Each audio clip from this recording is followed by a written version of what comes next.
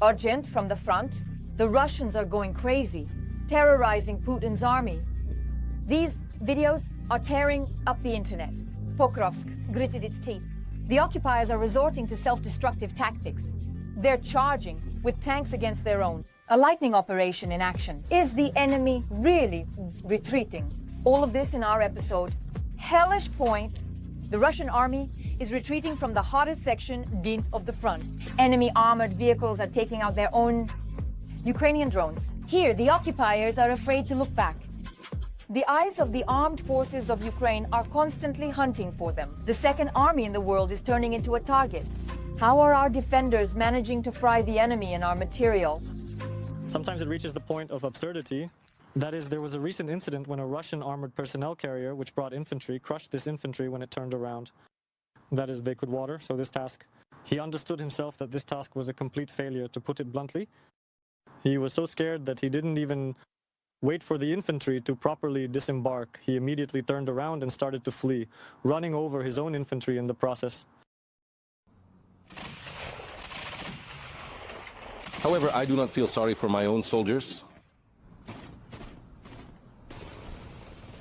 However, the Russians attack and destroy our forces and costly equipment. This includes drones. The enemy's forces, as well as their equipment, are very costly. We're talking in particular about reconnaissance drones. Representatives of the Rubish team are doing this in one of the hottest areas, and are doing it with the help of inexpensive FPV shocks. I suggest what it looks like, and we, in particular, visited their workshop.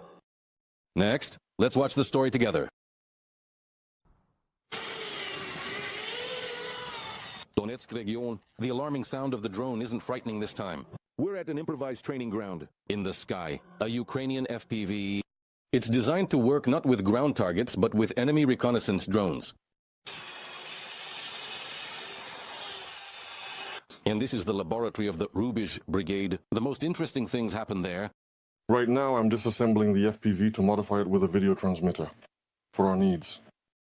The need one is to make it so that the drone can reach the Russian Orlans, Superchems, and so on. We rely on digital in video transmitters, but here we have an analog one. We either process them or we stitch them. We improve their communication. Because they're on Earth, they also fly far, but at low altitudes, we work more at high altitudes.